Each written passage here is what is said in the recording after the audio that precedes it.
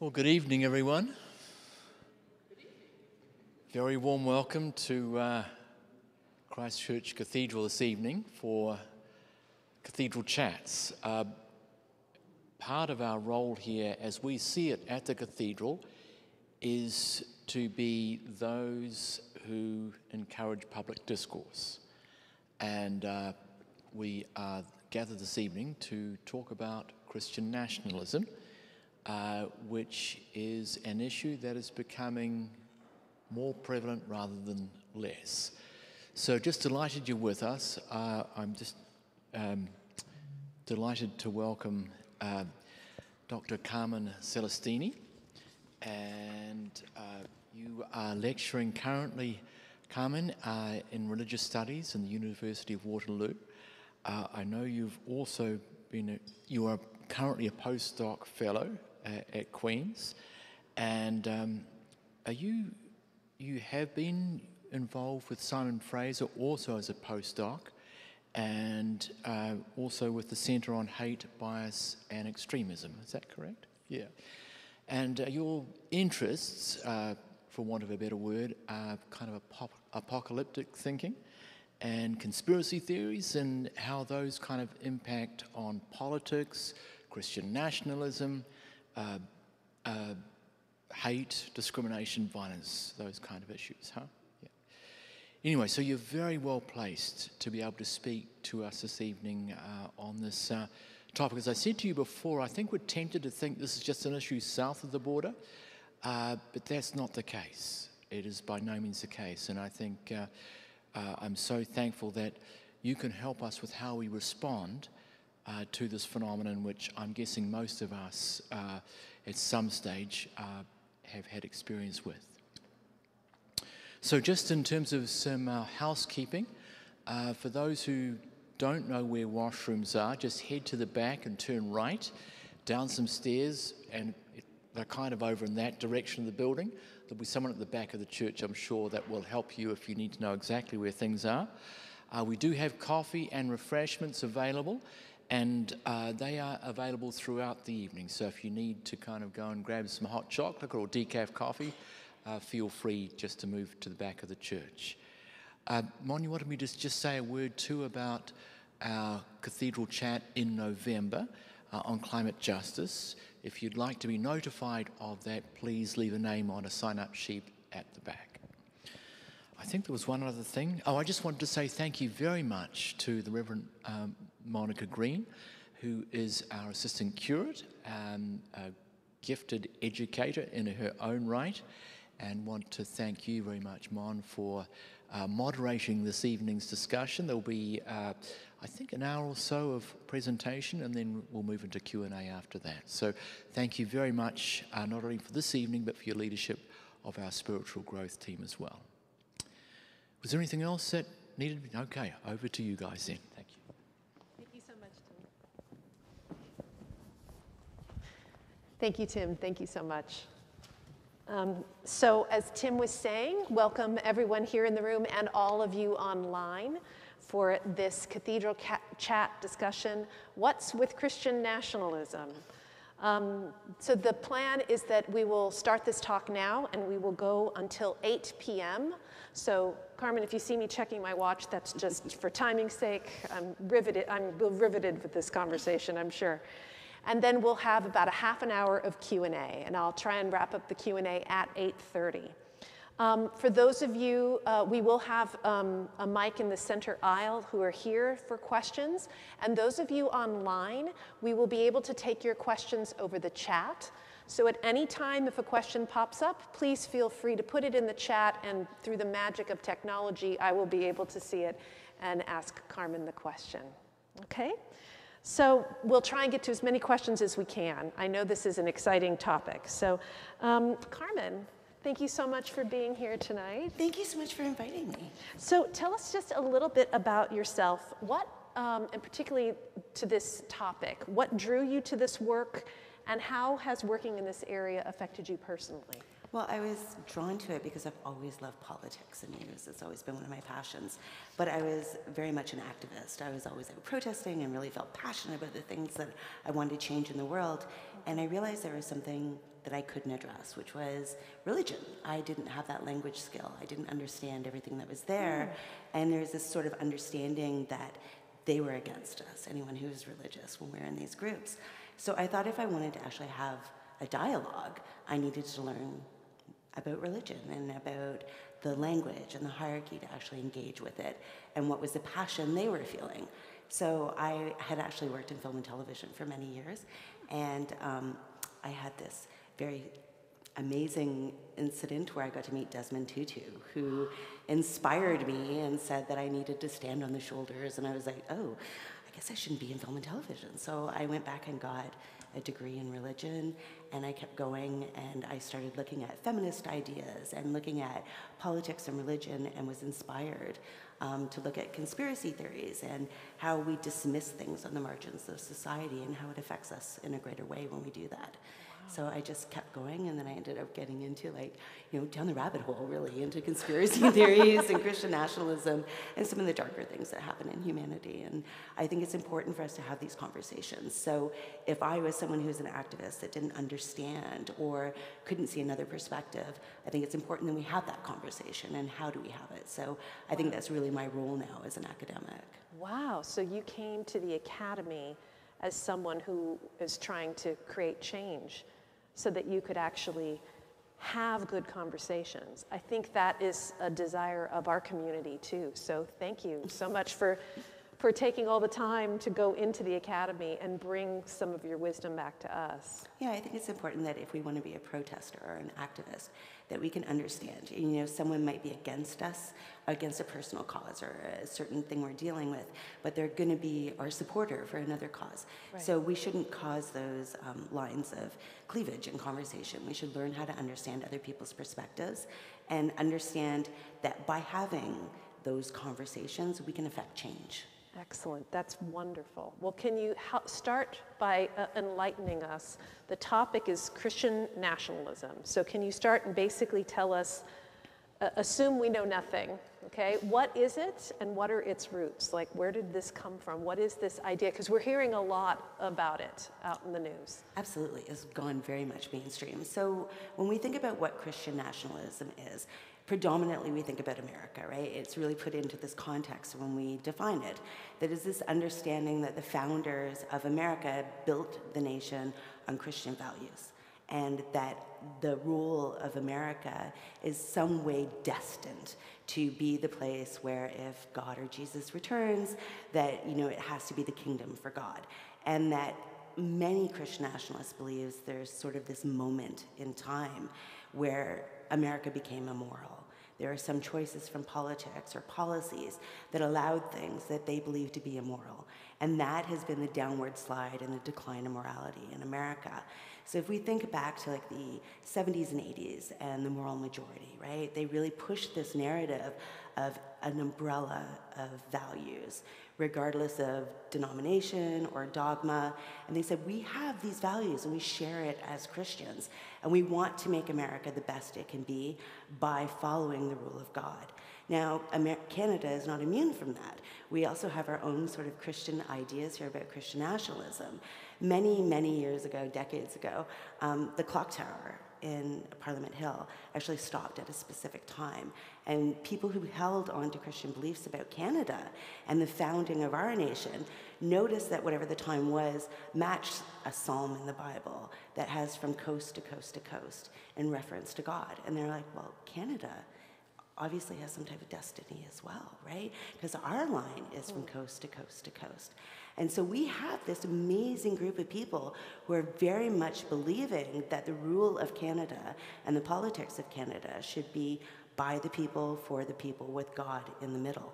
And that we too have this, sort of, using my husband's term, the TSN turning point moment, where we became immoral too, where we started accepting things in society that were not accepted in the Bible. And we were founded on these Christian ideas as well. And to save Canada and to save America, we need to actually return to these founding ideas and remove all of the policies that are deemed as sinful whenever their moment of immorality is. Now, we see this movement now because of the internet that is borderless. We see Americans working very closely with Canadian Christian nationalists, trying to make a borderless, continent of Christian nationalism, where the rule in biblical law is what we understand, not what is democratically wanted by everyone. Wow. So is the internet mainly one of the reasons why this could be on the rise right now? Are there other things about Christian nationalism that is appealing to people like right now? Absolutely. If you think about the internet, especially now that we had COVID, right? We were all locked down, and the most way that we could engage with people was being online. So we had our conversations and our interactions, and it was 24 hours a day. And the media was talking about, I'm going to link conspiracy theories because it's very much part of Christian nationalism. But conspiracy theories were in the newspapers, legacy newspapers, the Toronto Star, the New York Times. Christian nationalism is being promoted as this idea by politicians. They actually say it from the pulpit of the White House, from Senate, from Congress. So it's something that's part of the conversation now. And it's also a lot of churches in rural communities, especially in Canada, are coming together. And there might be a small church in this rural community, but they're coming together in 8 and 10, and they're building blogs together and community together. There's a group of churches, one of my examples in Southern Ontario, 8 of them have come together and are using Jordan Peterson's 10 Rules for Life to decipher the Bible and do Bible study through his book. And so when we think about some of the ideas that he promotes, it very much is conspiratorial, very conservative, very Christian nationalist in some way. And the language of religion itself can motivate and mobilize people. If we look at everyone in this room and we use a term, say we use liberty or grace, every single person in here will have a different definition of what that term means, because we all have different life experiences and different understandings of what's happened in our world. But we do know that grace and liberty and freedom are something we should fight for. It's something that's important for humanity. And it can mobilize us, especially when values are the term that people are using. So when we start putting these terms together without thinking about the larger thing about religion, about community, about kindness, about understanding, not about judging. It's not our role to judge, it's God's role to judge. But when we start judging about what morality is en masse and mobilized in that way, it can affect people to think the best way to make change in a democracy is through politics. And so it's not, for Christian nationalists, this idea of, I'm going to vote for X because they will change a policy. It's really about infiltrating. So many of the groups have something called the 7 Mandate, 7 Mountain Mandate, which is infiltrating the institutions of society and not changing policies, but spreading an ideology. And so when we think, oh, this is a political thing, it's something much larger than that. And we sort of dismiss, if Uncle Bob is saying something at dinner table, we dismiss it, but it's absolutely important because they're having conversations in their churches, in Bible study, online. These conversations are part of influencers. There's a bunch of podcasts that are involved in Christian nationalism. So it can come at you in very many different ways, and it all validates the same opinion, right? So the internet is important, but so are the communities within the churches as well. So then this is a really important question, because if this is being promoted within churches, then what is the distinction between Christian nationalism and Christianity in general, right? Well, Christianity is really your faith, right? Every single person, my supervisor for my PhD is watching this, he's going to be so upset, but Jeffrey Stout, one of my favorite quotes ever, said that the separation of church and faith doesn't go through the heart of the believer. So we all understand our politics by the things that we hold value to, right? We're not going to vote for somebody who is the antithesis of everything we believe in. Our faith or our belief systems guide us in what we think is important when it comes to politics. And when we think about that, we understand that your faith may be different than my faith, but we can have a conversation where there's compromise. No politician is going to match everything that we want. But when it's Christian nationalism, there isn't that conversation. It is, this is how we see the world. So the way I articulate it is, the nationalism part of it is how they envision the nation, not how the nation actually is. Because especially in Canada, we're multicultural. There are people who have no faith, people who are Christian, and under a huge umbrella of different types of Christianity, but there's other faiths that are also here. And by forcing through policies or through your belief systems, your beliefs onto everyone else, that's Christian nationalism. It's not accepting the multiplicity of the world. And how is it the same or different from other religious fundamentalisms out there in the world, right? Are there very different? It's not very different. So if we think about Hindu nationalism in India, it's the same thing, right? So they very much believe that their nation is based on this religion. It was founded that it is a predominant religion, that the faith and rules or laws of that religion should rule the land. And there is separations and attacks on other religions that are there. And this idea of creating that if we don't hold our faith highest through politics and through the nation, that we're going to be persecuted and prosecuted. There's this idea, regardless of nationality or religious faith, that if you are a victim to others attacking you, the one thing you want to do is save it, right? And so we hear a lot in Christian nationalism that a lot of people feel that they're being persecuted and prosecuted for their faith, and that because of multiculturalism and immigration, and this is where we start linking to conspiracy theories, that there's an attack on that and on whatever the traditions or values are of the nation are under attack. And so they can see themselves as sort of warriors for... Absolutely. So it's not just that they're thinking that they want to infiltrate for their own purposes, but they're hearkening back to something. They think they're trying to rescue something. Absolutely. There's this concept called social heroes. So an example, if we think about the convoys in Ottawa, this notion is that you know the ultimate truth and that you are this hero that is going to save the nation. The idea of the paranoia isn't individual. It's nationwide, it's community-wide. And you're sort of that warrior that's going to go out there and save the nation from whatever it may be. It could be religious persecution, New World Order, the Illuminati, World Economic Forum, and the Great Reset. But you are the hero that knows the truth. And that can come from this idea that we are perpetually in a state of chaos or disaster. So if we think about the world right now, there's a lot of bad things sort of happening, right? And so if you're afraid, and that is fundamentally the movement for most conspiracy theories and Christian nationalism, is fear. And that emotion can make you feel like, well, I'm in control now. I know who the enemy is. I know the way to fix this problem by, electing X and making this happen and, having biblical law be the law of the land. Then whoever my scapegoat is or whoever I fear is going to be under control. But as a social hero, you also know that all the people at the family dinner table are thinking, whoa, what are you saying? And they're going to pull away from you. And they're going to start, you might lose your job, or, in some of the terms of the people I research, cancel culture. You'll be canceled. And so if you expected that to happen because you know the truth and you're battling, then when you are called names like the fringe minority at the convoys or a basket full of deplorables in America, you take on that as a hero.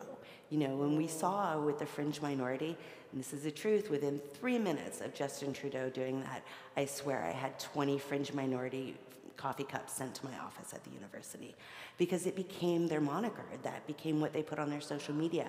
It validated their belief systems because they were attacking what the problem is in their mind. Now, this can push people to do these things, but when we call them names or we come to the table and say you are wrong without having a conversation, then it validates their opinion. They do see themselves as heroes in many ways. So that leads me into like this next sort of portion of questions. So if not talking, if pushing away from someone who has these kinds of very strong opinions is problematic, then how do you talk productively? How do you have the conversation with someone who is caught in Christian nationalism or conspiracy theories like you noted? Well, one of the ways to do it is we have to understand what's underneath it. With conspiracy theories, if I start talking about aliens or lizard people or Bigfoot, everyone sort of sees that salaciousness and are kind of excited about that topic. But underneath that is someone articulating some form of injustice, either real or perceived, to themselves or to their community or to their traditions, and they're afraid. And so when we have these conversations, it can't be peer-reviewed article against peer-reviewed article, or it can't be, well, this newspaper says this and this newspaper says this. It's really a conversation about emotions. Like, what is the thing that we can connect to? So if someone is very much feeling afraid and thinking that, it's because the world's full of sin and for Jesus to return, we have to make the land biblical again and follow biblical law. Well, what is it that they're afraid of? Have them actually have a conversation with you about what, and don't listen to the salacious parts. Listen to what it is that they're afraid of. Are they afraid that they don't have their inheritance of the Canadian dream? Are they afraid that, their community and their church is growing smaller and smaller and they don't understand why? Are they afraid they're losing their job or, connection to their family? Have those conversations because we can all engage. And one of the ways to start is say, I'm afraid of this in my life and I don't know how to deal with it. And, have you ever felt this way? And when we start talking about emotions, we're not talking about all of the fluff around us. We're talking about human to human, about how we feel about things. If you cannot, with a mental health, dealing with people saying terrible things or talking about this, and it's not something that's your strength, it is very important to have someone still remain in contact with that person. Because if not, the only conversations they're going to have are ones validating their opinion and their worldview. And they're going to hear different things attached to it. So with my research in Christian nationalism in America, there are a group of churches called Patriot Churches. And they work very closely creating new ministries and ministers who are patriot ministers. One of the things that they use are videos from the 1960s from the John Birch Society to declare what Americanism is. And they talk about conspiracy theories. They see the apocalypse and the locusts as actually being drones. And they talk about who is Satan and and they attach it to all these conspiracy theories because the conversations match. They know who they can deal with and who is Satan in their minds, right? So those who hold close to the World Economic Forum think it's Klaus Schwab. Those who believe in the deep state, they think it's Joe Biden. And, there are ministers who are taking advantage of this. And there's a movement now that are talking about how they're actually getting prophecies from God. And God is actually working through politics in North America. And so to change or make the world the kingdom of God here, it's through politicians. And so they sprout who these politicians are. It might not just be North American. They see some very conservative, right-leaning politicians around the world as representative of what is happening.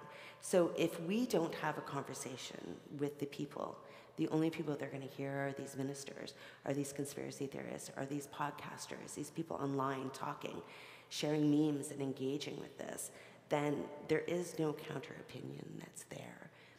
We also have to think about how we approach the conversation. If I come to the conversation, I'm sorry, I'm going to use you, Tim, as my example, but if I come and say, you are wrong and you're trying to destroy the world and what you're doing is just terrible, you're not going to want to have a conversation with me. You're going to be on the defensive and you're going to attack me and call me a bunch of names for whatever my political beliefs may be. So we can't come to the conversation with this, you vote for X, so you must be a racist, you must be a homophobe, you must be this, you must be uneducated. It's really a conversation about human to human without that name calling, because then we're not on the defensive. We're actually engaging as people. Mm-hmm. So clearly a conversation like that would be best in person. Absolutely. But often we're engaging with people not in person.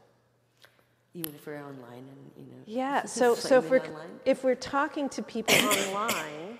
Well, what are we having the conversation for online for? Is it social media where you want to engage and flame the person and fight and say, I'm right, that's never going to go anywhere. But if it is a conversation of one-to-one online, not where it's flaming or people are trolling, or, we're doing dark participation or something, it's really not a place to have a battle on one-to-one. But if it is someone you actually know and you want to engage with, then, maybe not doing it in the public sphere of X or on Facebook where everyone can see it, but in DMs, and really start the conversation with, I've noticed you've put out these tweets or these Facebook posts. Are you okay? Is there something that's happening that has you afraid? And if they start, with Joe Biden's doing this or Justin Trudeau's doing this, well, then you can say, well, what are the things that you think that's affecting in your life? Are you afraid that you're going to lose your job? Mm-hmm. Or are you afraid that you're going to be replaced? Or your community is going to be taken down? Or what sense of persecution do you have?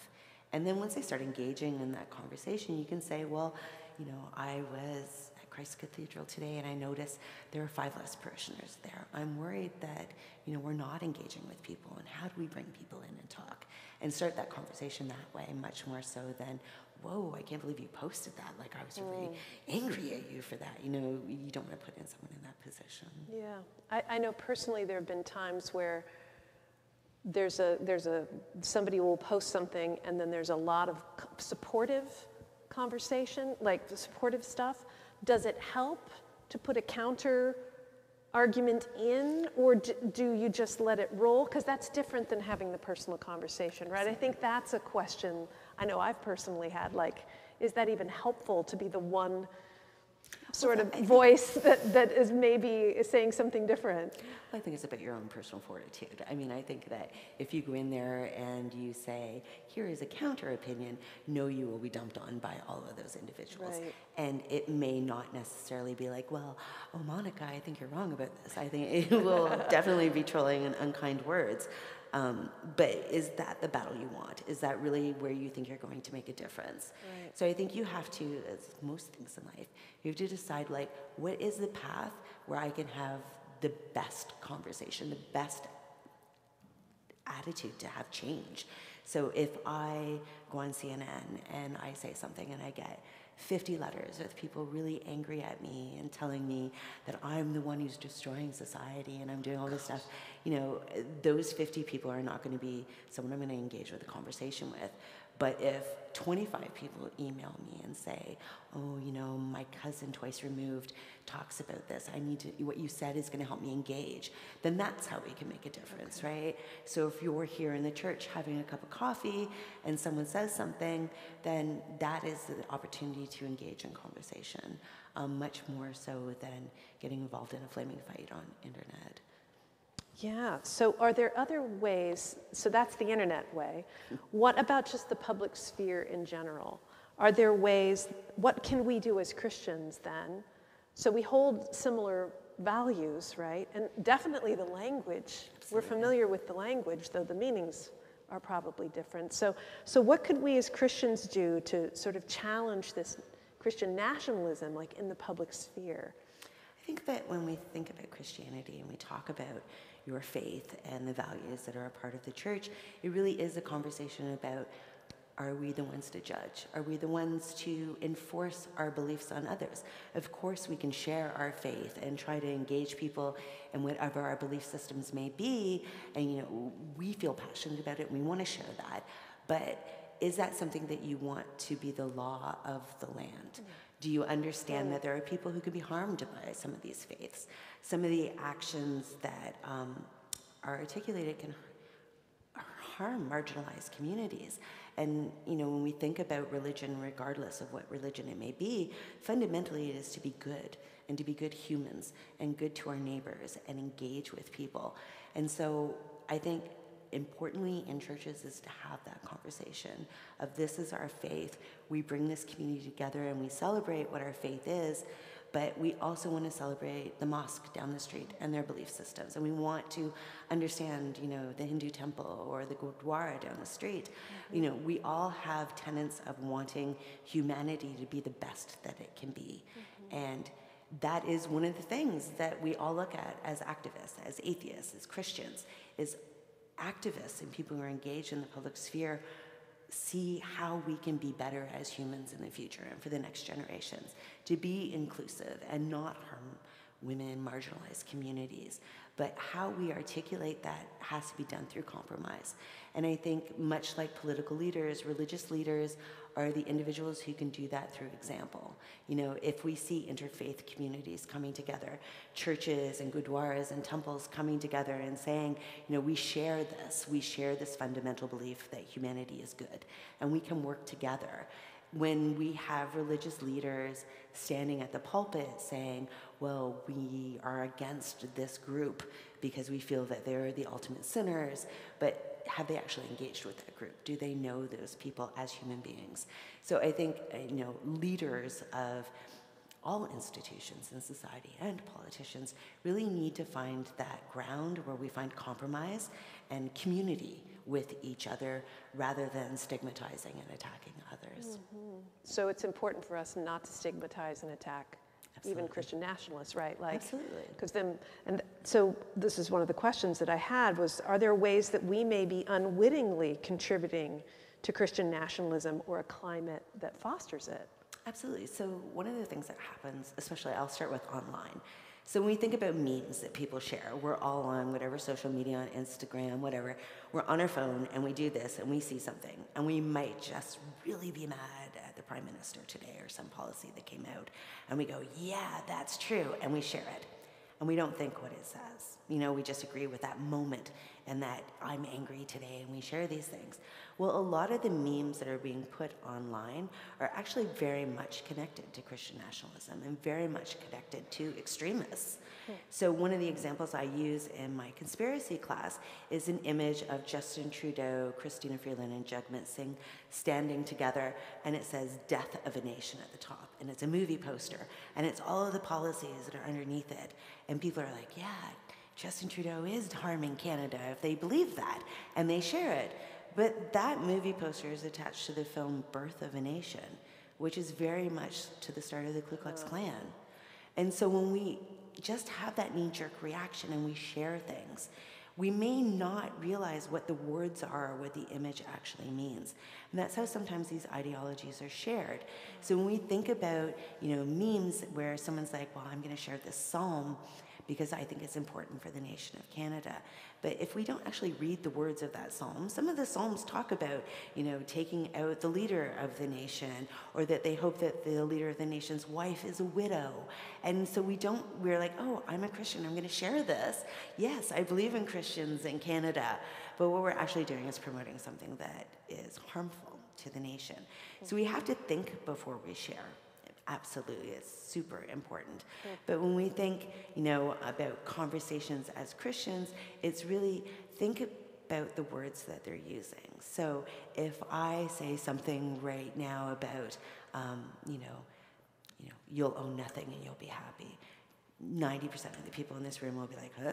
That doesn't mean anything, it's just something. But it is trigger words for a conspiracy theory. So when you share it, someone who actually believes in that conspiracy theory will go, oh, Monica's on my team, she's going to get it, and want to engage. And they'll be like, oh, Monica's like the leader of my church or my reverend. Oh, she's a part of this. What were the words that you said? Oh, you'll own nothing and be happy. You'll own nothing and be happy. Yeah. So when we think about some of these trigger words, we may not be aware of them because we're not in the conspiratorial world or we're not in the Christian national world. And so sometimes these words can be said and we won't understand it. And, we think that we are talking about politics or we're talking about religion, but how we interpret it or someone else interprets it is very different. So it's very, paying attention to words that people say, to memes that we share. Even if we think it's this beautiful butterfly with a psalm on it, the psalm may not be very butterfly. It might actually be something that's harmful and is spreading something. A lot of extremists play on this, right? So they play on these fears. and they play on these ideas that, you know, may seem like if I'm posting something saying, I don't want immigration to increase in Canada. Well, the thing that they're promoting might be something like the Great Replacement conspiracy theory, and this idea that immigrants are going to replace white people and destroy the nation and destroy Western civilization. But at the same time, they could be saying, well, it's because Islamic people are coming to Canada. So it could be pushing this idea of anti-Islam as well. So we have to be intelligent in what we're sharing and what we're engaging with online and in conversations one-on-one. Wow. It sounds like we have to pay attention. Absolutely. All the time and think twice, which is not something that social media is common for. One of my questions we had prepared from the Spiritual Growth Committee was, social media platforms surely contribute to this, right? So do the social media companies seem to be trying to combat this, only pretending to combat it? Or are they just lost in the complexity of dealing with it at all? I mean, so we have a personal responsibility to think twice, really read, really stop, really calm down, maybe not join the fray. But the social media company, those things are set up to engage our emotions. But what are they doing? How are they responsible for any of this? And what do we do about that? Well, that really depends on the social media platform, right? I think that, you know, if we are talking about low to no moderation social media platforms, probably not, right? If we think about... And those would be what? What are examples of that? Telegram, if you're on Parler, on Gab, Mindsea, there's loads of them that are out there that you can engage with. There's low to no moderation, which means you can pretty much say whatever you want to say and share whatever you want to say. But on the more moderated platforms like Facebook or Instagram or X, there is some type of moderation that is there, but what are we moderating? If somebody is posting something about Christian nationalism and they're talking about, well, my faith guides me to vote or to be part of the public sphere or to engage, what is the censorship? What is the thing that's there, right? We have to think about, in America and in Canada, ideas of free expression and First Amendment rights. What are censorship? What are the things that we want to talk about? Right. We also have to think about if Canada or the United States banned some part of social media, but like TikTok. Like TikTok, right? Or certain words or certain things that couldn't be on the platforms. Oh, I see. If I change my VPN on my computer and say I'm in Italy, I can see all that stuff. Right. So it's not something that can be a national thing. It really has to be a global inaction to what we do with social media and how we engage with it. The problem with that, obviously, getting the globe to agree on everything is very difficult. We all have different laws. So this has to be something that is involved with legal, lawyers, constitutional people, people who are scholars in disinformation and conspiracy theories, extremism online. This engagement, you know, social media platforms may say, I'm banning Alex Jones, but they ban Alex Jones' personal platform on their website, but his podcast and his show can still be on there. And people who are fans can still post segments. So are we just being performative by engaging and saying that we're going to ban this person, but the message, which is much more problematic, is there? We also have to look at who is sharing that message, right? If, I'll use you as an example, as a religious leader, if you post something that does have Christian nationalism to it, you're a religious leader that people trust. And that trust circle is really important. I mean, if you are someone who doesn't support institutions of society like legacy media, you're not going to trust something from the New York Times. But if Monica posted and she's the leader of my church, I'm going to trust that. It's going to be real. You know, if I post something, people believe that it's not disinformation. And I'll honestly tell you, one of the things that I am most terrified of in the world are spiders. And during COVID, this thing came out about spiders that could jump. And it was sort of like when the killer hornet thing was coming out. And I was like, oh no, I can't deal with this. And I reposted it. And like one of my friends who works in science is like, I'm so embarrassed for you right now. This is not true. Please remove it. And he was like, disinformation girl, totally messed up. But that fear thing and that gut reaction happens to all of us, right? But people who trust me and think that my social media is going to be trustworthy and not disinformation, would go, oh my God, those spiders are real, and share it because I shared it, right? So we have to think about when it's a social media platform, if somebody who is part of the new apostolic reformation and believes that we need to make the world God's kingdom through the Seven Mountain Mandate, post something about that. First of all, someone on Facebook might be like, I don't know what the Seven Mountain Mandate is. And that's why it's important to know terms. And even if you do know terms, people are smart enough to change an O to a 0. Or, when it was QAnon, they would change it to CUE, anon. So, the algorithms wouldn't catch those things. So there's ways around it. So it's something that's not easy to moderate. And how do we understand it? There is a very well-known Christian magazine who posted a survey and said, is Christian nationalism something that the left is using to attack us? Is it something that's made up by Democrats? Is it something that's just on the news and is a new term? It wasn't a real option about what Christian nationalism was. And so is that something that's spread online and people are saying, take this survey, which is really sort of mocking it and promoting the idea at the same time of Christian persecution? How do you moderate that? What is offensive about that? Wow, that's a lot. There's a lot there. It makes me not want to do anything on social media. It's a fun place. Which I haven't been for a while. But I appreciate that, like considering my own responsibility. But and many of us have to think about, we all have spheres of influence, right? Absolutely.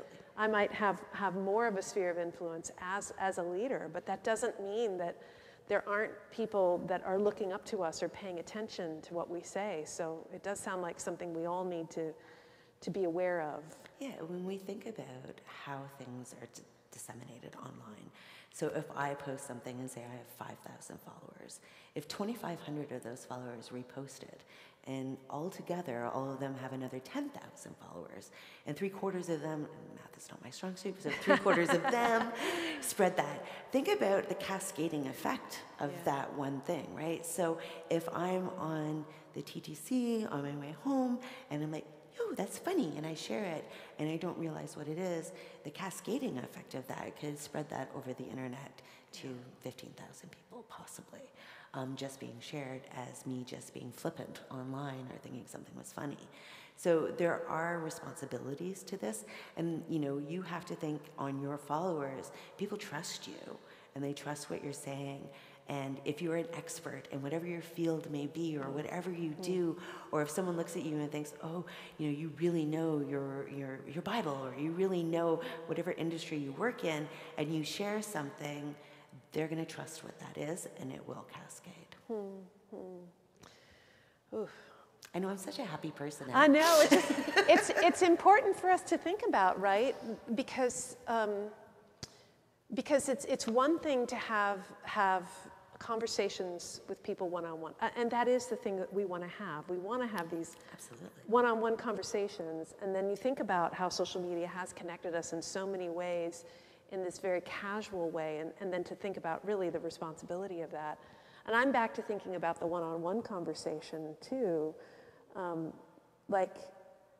So having a one-on-one conversation with a person about this and getting into the emotional reality of it, I guess my question is, what can we really expect from that, right? Are we just hoping that some other perspective kind of gets in there? Or we're not trying to convince, the goal would be ultimately to convince someone that, right? But that seems a little far-fetched. It is a bit far-fetched. Yeah. But when you think about it, so if it is a family member or a very close friend or someone that you've engaged with, it's part of the responsibility of you of being, why did I love that person? Why did I want to spend so much time with them? Why did they mean so much to me? Were they influential to me? Did they change something in me that led me down this path? Or, I trust them. What is the thing that you really love about that person, and engage in that thing? If they were the funniest person in the world, or they were someone that you could go to for solace, try to make that connection again, because they're going to miss that connection too, right? We also have to understand that many of the people who are part of Christian nationalism or conspiracy theories really think they're doing the best to help people, right? So when I was an activist before I went back to school, my goal was, I want to do the best for humanity, and I don't know if I have the power as an individual to do that, but I have to have a voice and go out and do that. And I presumed who my enemy was the other person on the other side. And I remember when I started my dissertation, I was in the archives at Emory University, and I was going through something, and I was reading something that a woman had written about how sad she felt because she didn't have a voice and people weren't listening to her, and that she really felt, and like her words were, I'm fighting on the side of the eternal because I want the world to be a better place. And this moment with me happened where I was like, she's no different than I am. We're both going to try and make a difference that can help. But when we don't listen to the other side or see them as something other than our enemy, or someone who is just, aggrieved and angry, we don't engage. And so that was really a moment for me where I was like, well, okay, maybe the people that I thought were my enemy really aren't my enemy. And so how do I engage with this? And, I have friends now across the political spectrum and the conspiratorial spectrum. And, sometimes I'm like, what? But, I try to listen because I think that they honestly believe that they are doing good, and they're, helping their children, or helping the next generation, or helping change some of the things that they see as immoral or bad for the nation. And, when we talk about the good of humans, I think that is a conversation that most people can have very quickly, and especially if there's a personal connection already. And, we have to stop seeing them as, Uncle Bob is, so angry about all of these things all the time. But, what is that anger? What's underneath it? And that injustice, perceived or real, really is the conduit to that conversation. You're not going to solve all of the world's problems in one conversation with that individual, or bring them back to the nest, or, find compromise, but it has opened the door. And so the next time Uncle Bob sees you, he's going to remember that, you didn't insult him, and you listened a little bit and saw him as a person, and might have more of a conversation with you. It's not, instantaneous, but you can, move mountains over time, right? So it's really about engaging with that. Now, it can be hard. You might be offended by some of the things that are said, but, is that moment of uncomfortableness worth losing, or having them not have anyone else bring them and say, I care about you, and I want to know what your problems are, and, let's have this conversation. So it comes down to really fostering a real relationship. Absolutely. And desiring that real relationship, and seeing that everyone is valuable and human, and really living that out. Absolutely. And, when we think about it, I'm not a Christian, but when we think about it, isn't that fundamental to the religion itself, right? Yeah, exactly. Really seeing your neighbor and engaging with them, and having, Yeah. Community and engaging with them. Yeah. So, if you want to practice your faith in some way, that is absolutely a way to do that. Yeah, yeah. Don't throw a stone, but have a conversation. Yeah.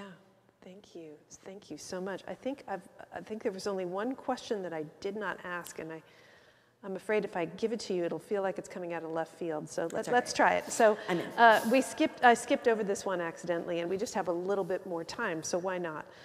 So let's end it with this. What impact do you think Christian nationalism will have on elections, both here and in the U.S.? Well, that's a small question.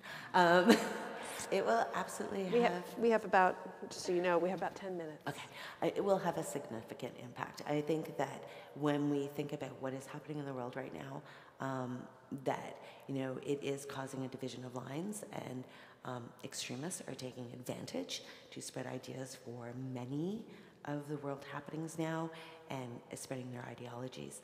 This idea of who is Christian, with the, I won't say names, but somebody selling a Bible as part of their thing. I think we've heard about the Bible selling, I really want to buy one, but I don't want to give them the money.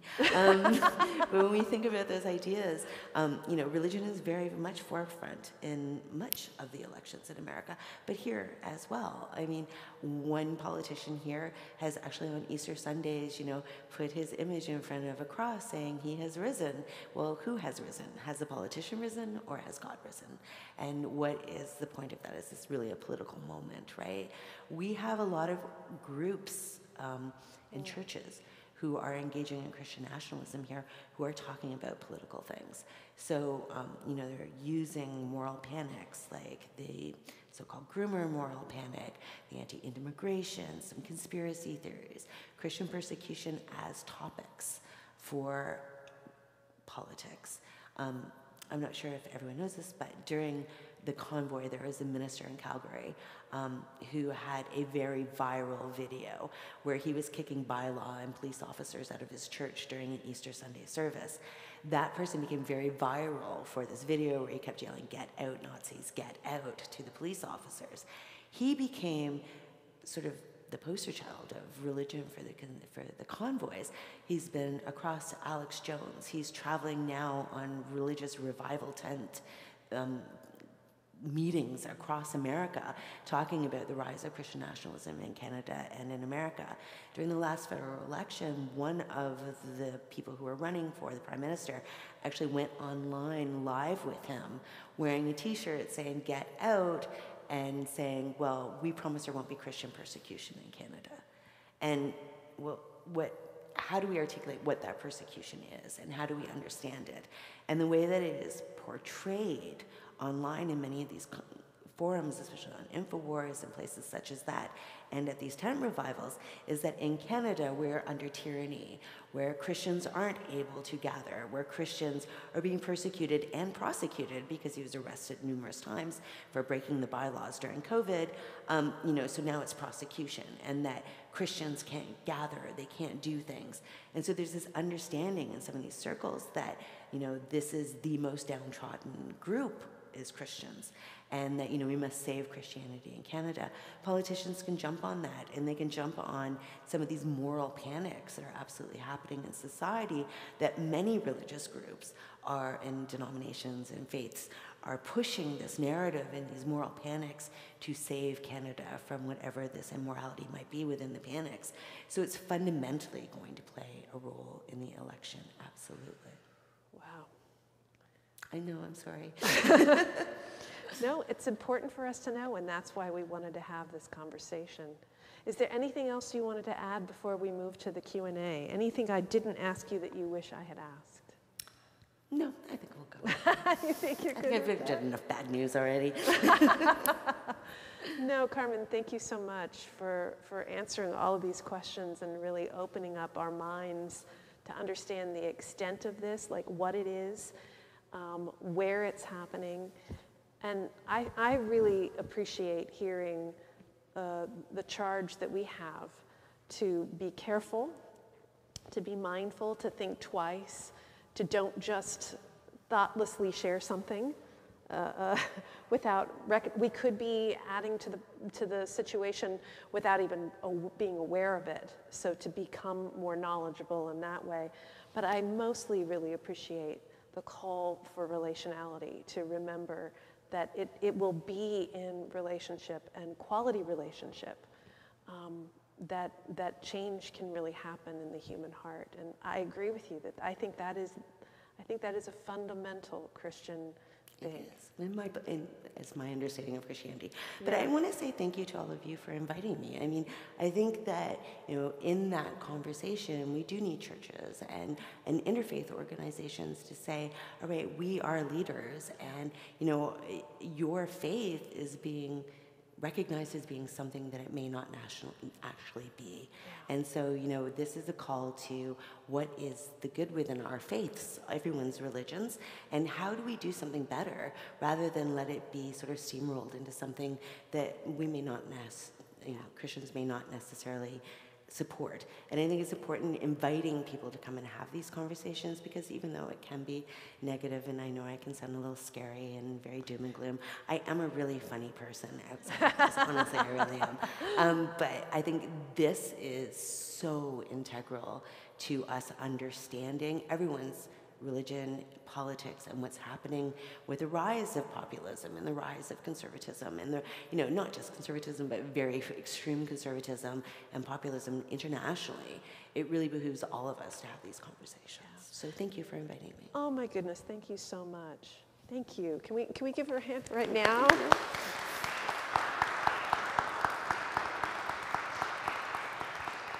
So much. We're going to move to the Q&A part now, and I just want everybody to remember, both online and here in the room, that this is a challenging topic, so let's all be respectful. We're going to try to get to as many questions as we can. Please be mindful about the length of your questions, because we only have a half an hour. And so if everybody in this room, only took a minute, that would take up all of our time without Carmen being able to answer anything. So I'm going to move a mic to the center aisle. Yeah, do you mind, Tim? Tim is going to move the microphone to the center aisle. Just make sure it's between the pillars before the gray line there, Tim. Thank you. And if anybody has a question, just please come on up into the aisle. And if you have any trouble getting into the aisle for mobility issues, just wave your hand and we'll make sure the microphone gets to you.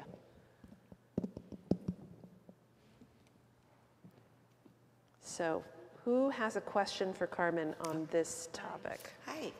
Hi. I don't know if it's a question or a comment, but so I love the whole concept of reaching out to people, but in my mind, I guess I feel there's a bit of naivety about that, because when I think about the convoy, and I see those F. Trudeau, I find that very aggressive, and I feel like I'm being taunted to say, just try me, try and engage me. You know what I mean? Like and I think, how is that not hateful when people can read that on a sticker, and how is that not hate language when your children can read that? I find that quite disturbing, and I feel in my own self that it's a bit naive to think I can just talk someone around that. I find it dangerous, and then I do have very good friends that are supporters of that president with the Bible, and I've tried to talk to them. I say, well, we're very left-wing, you're very right-wing. I find that left-wing cares about everybody, thinks people may be an accident away from having nothing. And as right-wingers, I feel you guys think as long as we take care of ourselves, we're okay.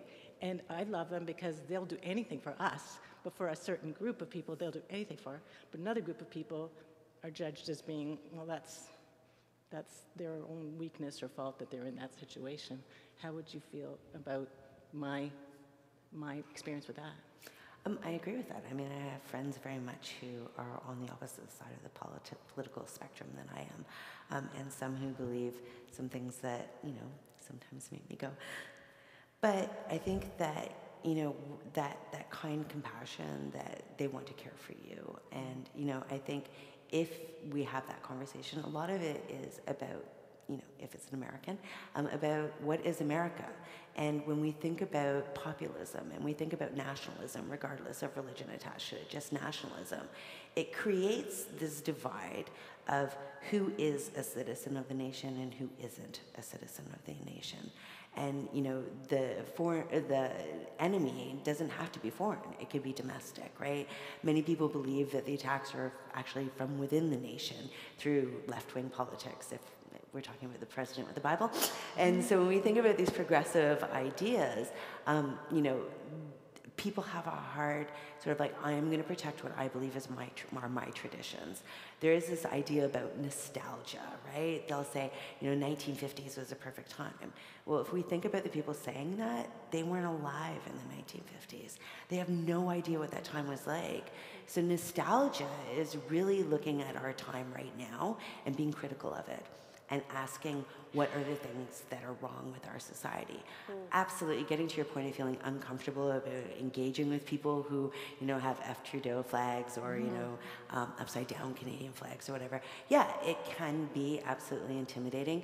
I mean, many of my friends joke around with me that I don't realize that I'm 5'3" because I'm just like, I'm gonna get into this conversation.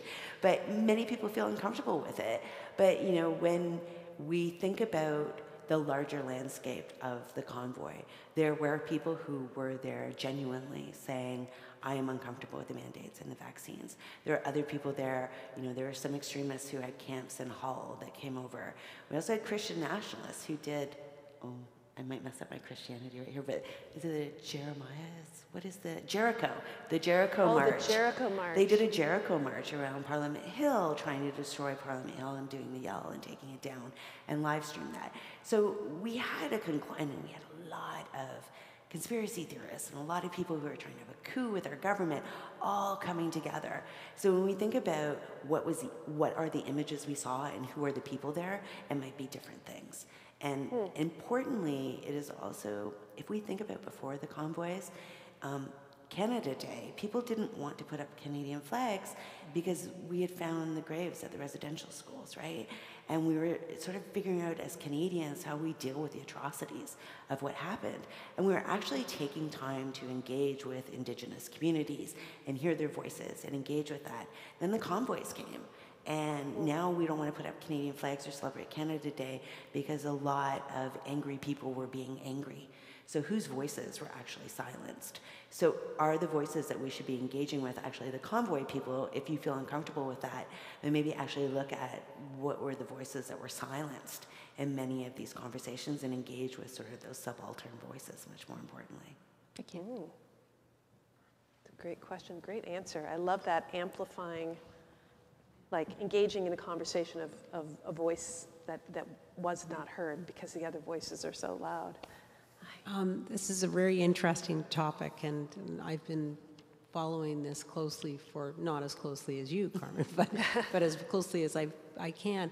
And what worries me is the power structures behind Christian nationalism, particularly, I'm going to use the US, but I suspect it's up here.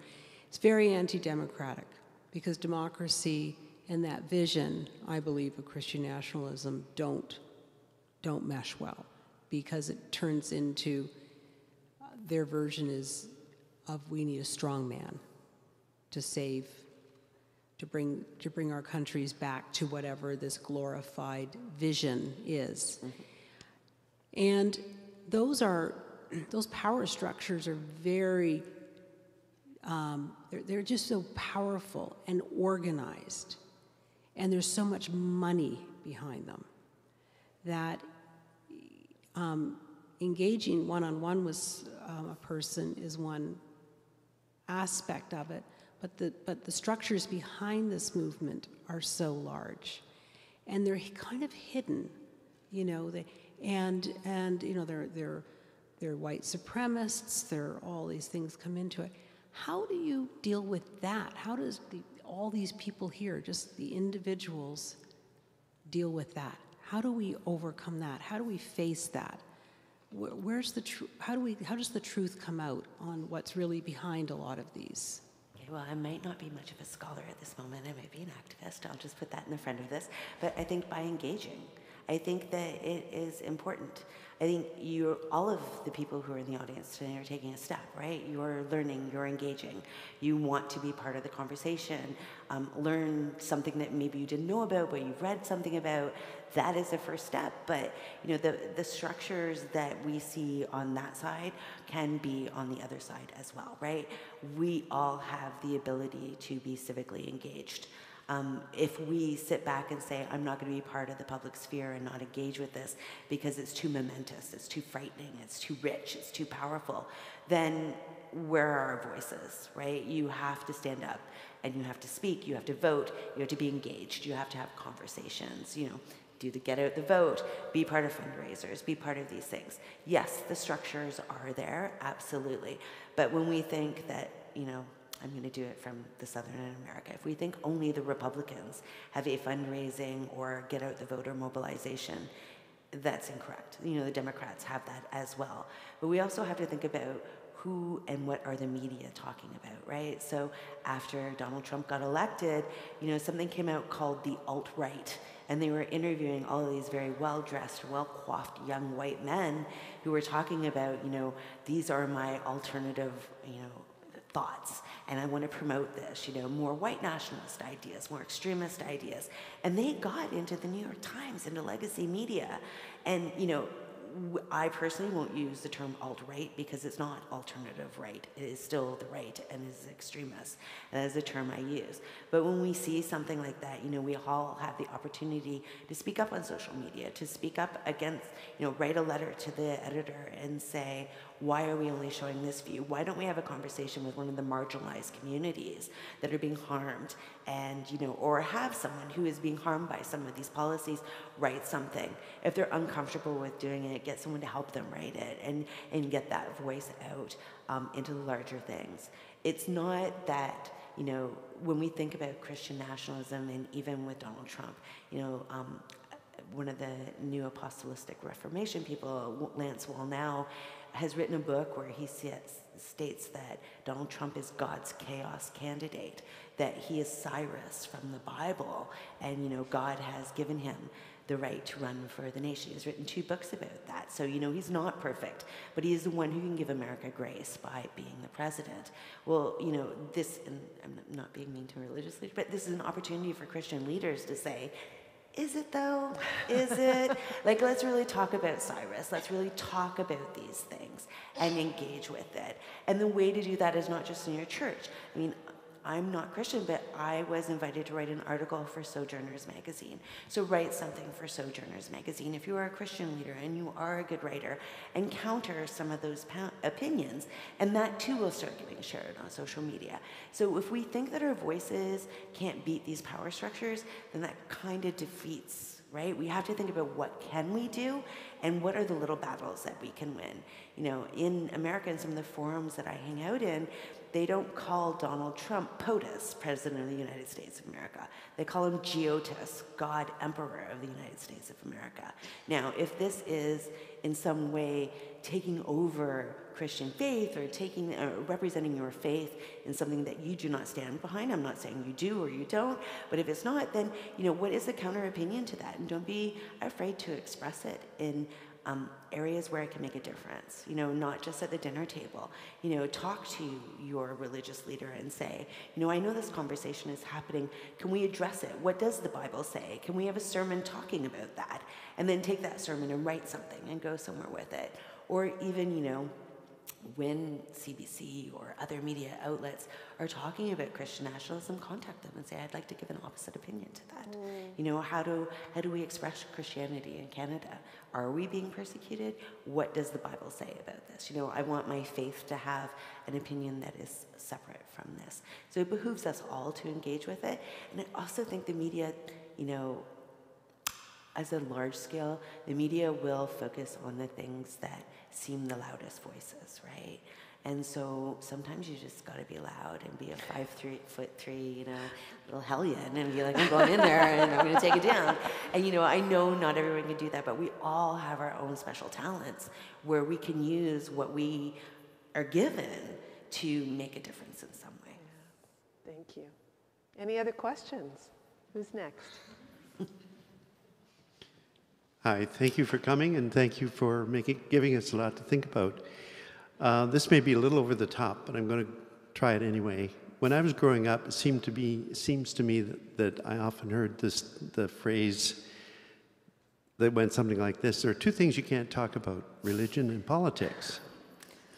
So now here we are, we get 27 people, the percentage is 27 people coming out to vote. We get adults saying, I'm not going to vote because all politicians are the same, and those sorts of statements. So what I'm wondering is there any way to go back upstream and start and fix this earlier? And did we miss the opportunity? Is it not a possibility that our education systems have failed somehow in not showing people and teaching younger people how to talk about religion and politics? And is it too late to do that? Well, I'm probably not the best person to ask that question, since I talk about religion and politics constantly. I think that when we think about the people who I teach in university, they are absolutely engaged. I think that You know, in my conspiracy and disinformation class, my populism class, you know, in my, you know, death and cults and all of the courses that in popular, I teach sex, gender, and politics. They want to find out how we got to this moment. And so what were the laws and what were the things that happened and how are we sliding backwards? How are we letting this happen? And I think they're absolutely engaged and they want to talk about religion and they want to talk about politics. I think that, you know, that old adage may not be something that we actually hold true. A lot of people don't hold true anymore. You know, I don't get invited to dinner parties just because that is what I talk about, but people want to engage with it because there is a fear, especially if you're a part of a marginalized community or politics, or, you know, you are being castigated as someone who is harmful or someone who's hurting society, or you're doing this. No one's listening to that voice, right? And so I think that when we have this conversation about politics, it's again about leaders, right? The youth and people who are engaged, individuals who are here, the people who are online are engaged. And politicians have to set a example. You know, when they're on stage saying, you know, I'm going to say some of the trigger words about conspiracy theories, so populists will, you know, people who believe in them will start following me and maybe vote for me. Or I'm going to use a hashtag that promotes something that doesn't necessarily help everyone in the community when I put out videos. You know, we need to call them to the fore to that, but we also have to hold them as leaders. If you were standing in front of the pulpit of politicians and on the debate stage, and you're calling your person that you're debating, you know, like a nincompoop or a poo-poo head or something, whatever you want to say, that is not a leader. That is somebody who's just being a bully and being ridiculous. And we, as the people who are in the citizens in the civil engagement, should demand better of the individuals who are up there. We should demand better of people who are saying falsehoods as part of their campaigns, or using conspiracy theories as part of their platforms, or driving hate. You know, we are the larger population where we hold them to account. I mean, if I stood up here on the altar right now and said something absolutely horrendous, you would all hold me to account to that, and accountability, and I would have to engage with that. We shouldn't presume that our leaders in whatever institution should not be held to that same standard. And so it behooves us to engage with that. It behooves us to talk to people who are younger and youth who are just starting to vote and explain how important it is to vote. That, you know, especially for those who identify as female, that, you know, women went through a lot to get women to the point where they could vote. And so even if you don't want to vote, go in there and scratch that ballot, because people gave up a lot for you to be there. And so in our history classes, we need to ensure that all parts of society are part of the civics that we teach. And I know in my classroom, I ensure that that happens, sometimes to my own dismay, but, you know, it's important for us to engage. And it's important for those, you know, as I sort of started this, you know, we have to stand on the shoulders of the people who came before us. So if you are, you know, older and you want to engage with younger communities, you know, teach them what you learned and what you know, and the importance of what you've seen, because your experience is something that they want as well, right? It's not just, I want to look at memes. They want to know the stories of how we got here. Because imagine if you were 18 years old right now and, you know, you're seeing that rights for women are being taken away, or rights against LGBTQ2SA communities are being harmed, or that communities of color are being harmed. You know, you want to know how we got to this moment. And sometimes, you know, opening or talking to your politician or opening the newspaper is not going to tell you that. And we're in a moment right now where books are being banned in schools. So what aren't they learning? What stories are they not hearing about where we are? So it's up to us as, you know, in some ways going back to an oral tradition and telling that and engaging. I've got a question here from the chat. What's the difference between spreading the gospel to all, this is the good news, right, including those of other faiths, and the preservation of a Christian dominant nation with Christian morals and teaching steering the morals and laws of that society? So this is about evangelism, right? Mm-hmm. We would like to share, we believe that Jesus Christ is good news and that we have good news to share.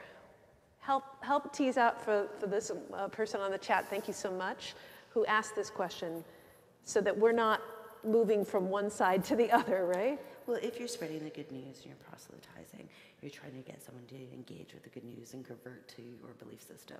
That is very different than saying, I am going to set the laws of the nation, that Right. you must practice everything in my faith, that you cannot do these things because I interpret the Bible this way. If we think about Christianity, just picture the images of all of the denominations of Christianity and all of the human interpretations of the Bible or any religious text. Everyone can interpret it in different ways, right? And groups and denominations do that. So which Christianity should be the law of the land?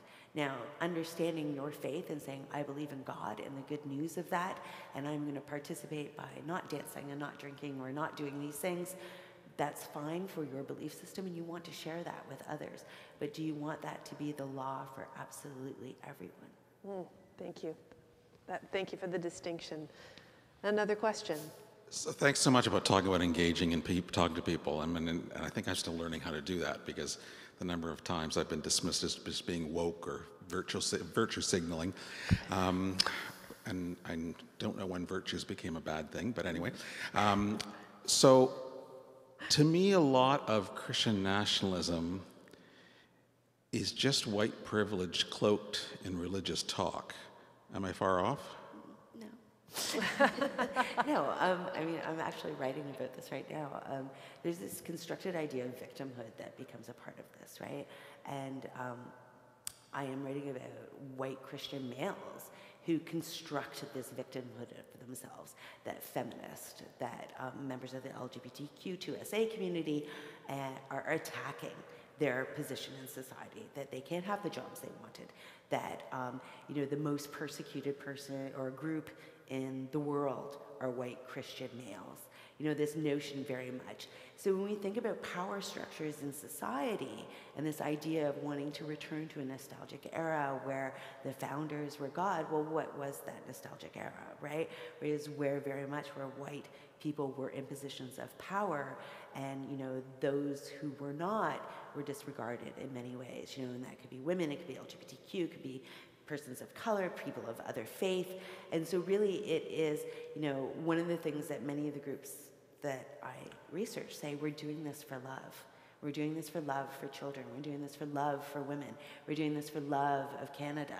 Well, what kind of love is that? Where it is, I love you, but, that kind of thing. So yes, there is a lot of victimhood that is attached to this. A lot of white nationalism is attached to it.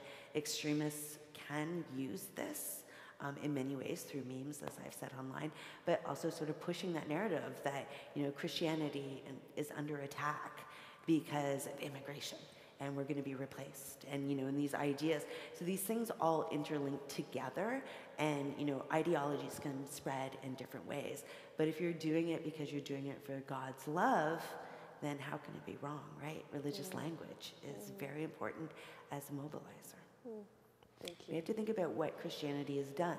I mean, I don't mean that in a bad way, that came out the wrong way, but Christianity has been used to support slavery, but has also been used to abolition of slavery, right? So humanity is the one interpreting these things to articulate their fears and their power structures. And so, looking at your faith, is it about power structure, or what is your faith about?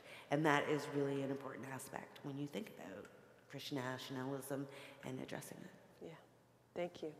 Really important. Another question? I know somebody else was going to get, there you go. I read the Tim Alberta book on nationalism and was really impressed with it, and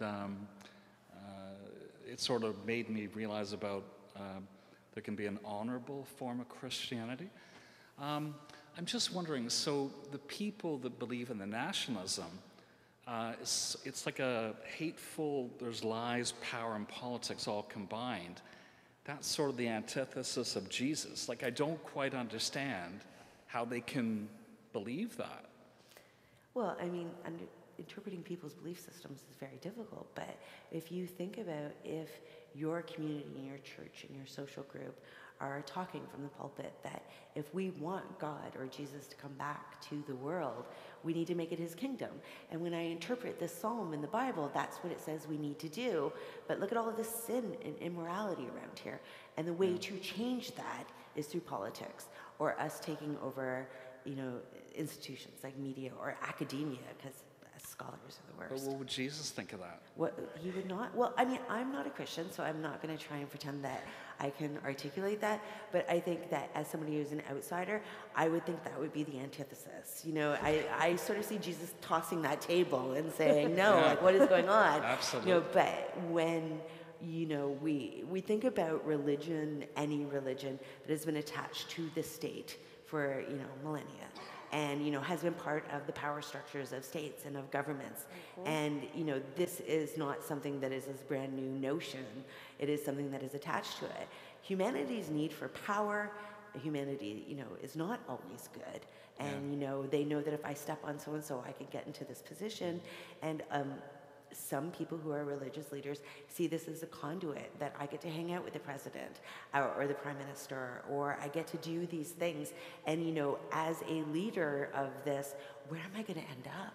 I could have all the fame and all the fortune. And, the downfall of any faith is really the humans that interpret it and use it for their own power structures.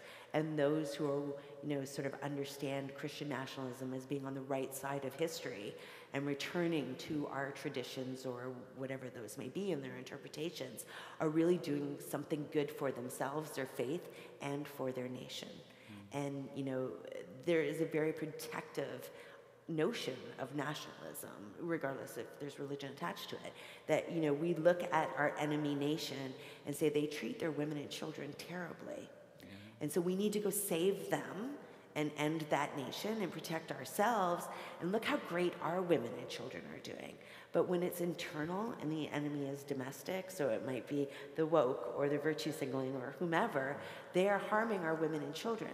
Well, no one wants to see women and children be harmed, right? So it is a catalyst. And then when you throw on top of that, thinking about your nation, the language that's used is very feminine. It's the motherland. For sure. We have these ideas that are very much attached to it. When you throw on top of it that God wants this to be his land, or I'm doing this for liberty, or I'm doing it for freedom, or I'm doing it because we started as a nation of Christians, and if we return to that, then our sins will be washed away. That can mobilize people to do things. I don't think everyone who is part of Christian nationalism is doing it because they're malicious and evil. They actually, many of them believe we are doing this to save Canada or save America or save us from immorality and save our children and save our women. And, there's these gender roles that are attached to it where men, especially white men, are the soldiers and the warriors who go out and save the nation and save the women and save the children and save their God. So that line of, I'm doing this for God, country, and family is very much part of that notion and is engraved into nationalism itself without Christianity or any other religion attached to it. Thank you, Graham. Thanks. I have another question from the chat. What are the effects that Christian nationalism may have on young people and their views and relationships with God and religion? Well, that is an important question because, some of the younger people that I engage with or some of the communities I engage with really believe that Christians hate them, right? Because what they're seeing is attacks, that they're not welcome, that they can't be part of that community or they can't be part of God because that person wants to eradicate them for their faith, their sexuality, their gender, for their belief systems. It isn't this image of Christianity as being this welcoming community. So in some ways it can absolutely push people away who are part of those communities. It could push people away who are very left within the church. And if it's talking about the marginalization of other people, they're gonna be like, well, this is not what I signed up for, and pull away from the faith as well. So there are harms that can absolutely happen to the faith itself. But the perception people have of it, I was at, for research purposes at the 1 Million March for Kids, which was against LGBTQ and sexual orientation and gender identity teaching in schools. And, you know, there were very religious people, not just Christians, but other religious faiths, who were up speaking against this community and the attacks on women and children and the destruction and immorality of Canada. And this church group went walking by, holding up their signs, very much in support of the people who were counter-protesting. And, you know, and that brought me over, obviously, for my research to have a conversation with them, but engaging because the only religion that was being articulated at this protest, and this was in Kitchener, I was the only one I could go to because I was teaching that week, where we're seeing Christians and other faiths coming up on the stage denigrating the educational system, denigrating people who are part of LGBTQ2SA communities.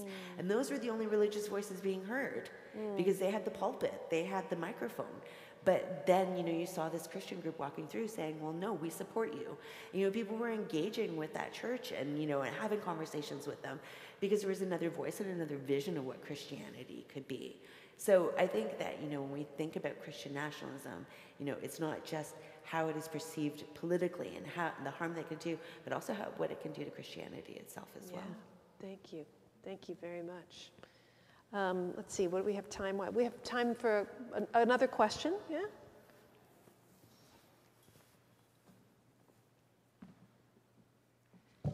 You talked originally a lot about the role of fear in producing people who think like this, and I totally agree with that, and I agree with the approach that you're suggesting. I think there's another element that generates people like this, and that's the seductive power of certainty. It's the fact that there are people who simply cannot live with uncertainty or lack of absolute certainty. And I suspect they're a lot more difficult to deal with by talking to them, by developing relationships with them, because it's pretty much inherent in them. I'd like your thoughts on that. Absolutely. I think that fear is absolutely one of the catalysts to conspiracy theories, to populism, to Christian nationalism. Because when we understand who the enemy is, or when we understand why things are happening, the capital T truth kind of idea, we have a sense of control, and that certainty is so important in that. So when we think about, I'm going to throw in conspiracy theories because they're very much part of this, but when we think about disaster, one bad thing happening after another, right? What's the first thing the person of faith is going to turn to? They're going to turn to their deity or their God, and they're going to ask them to be involved and stop this. Well, if that God or deity doesn't step in, you're like, oh, maybe this is a human-made problem. So I'm going to try and find out who the humans are that are making this bad, continuous disaster idea happen.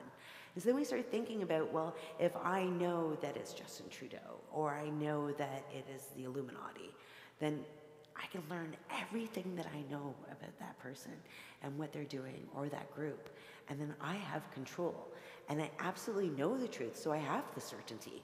And when we think about people who are conspiracy theorists, that image that we all have of the person with, the push-pin board behind them and all the strings and all the things attaching to it, they really attach these things in a very scholarly way, right? They will give you the annotations and the citations and all of these bits to prove their point. It is well researched. And, there's just this fork in the road that sort of changes of why they believe what they believe. But that certainty is very important. And it's not just when we think about Christian nationalists or conspiracy theorists, a lot of preppers, people who think that the world is going to end in a myriad of ways and are prepared for it, that is their certainty. What we need to think about are those who spread that almost like it's good news, right? So before, if someone was I don't believe we landed on the moon, and someone was an anti-vaxxer, they probably wouldn't have a lot of conversations, right? They wouldn't engage together. And so, that can be problematic. That's probably a good thing, right? If they didn't engage. But now we have the internet, and what we're seeing is this convergence of conspiracy theories and belief systems, right? So they're all nested in together in this hierarchical way, so they're all attached to each other. And one of the things is that when someone says, you know, the Great Replacement is happening or the Great Reset, they'll end it with a psalm. They'll end it with, you know, God bless you, God is a part of this. The way I got into conspiracy theory research was I was on YouTube, because that's the person that I am, and I was watching this video about aliens, you know, the aliens from outer space with the big black eyes and, you know, the long scrangly arms, and people were saying that they were the Nephilim, and that they were here, and I was like, whoa, that took a fork I didn't expect. So I started watching more of it and thought, you know what, I'm gonna see how religion and conspiracy theories mesh, and they absolutely mesh. And what happens is that populist leaders see these conspiracy theories and these moral panics and say, I can solve this politically for you.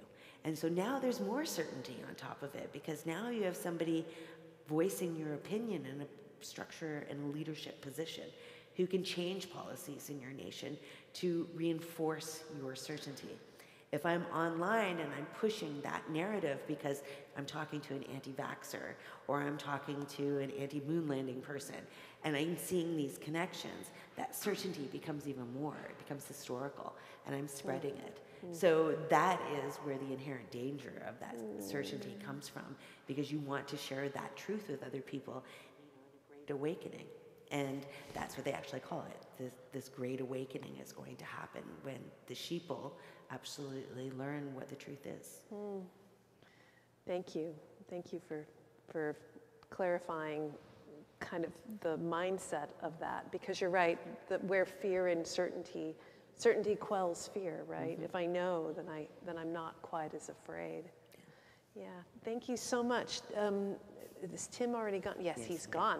He disappeared on me. Well, it is 8:31, so I just wanted to thank you again, Carmen. Thank you so much for coming. This is so rich. There's so much to think about. I'm grateful that we did this online, that we have the recording, so we can go back and listen again and be like, what did she say about that? So thank you, Carmen. Thank you so much to the Spiritual Growth team for all your hard work, for the coffee and even coming up with this wonderful idea. Thank you, everyone, for coming. Please note that there's coffee, decaf coffee and hot chocolate in the back. We can continue the conversation back there. But I just wanted to bring this evening to a close. And thank you again, Carmen. Thank you.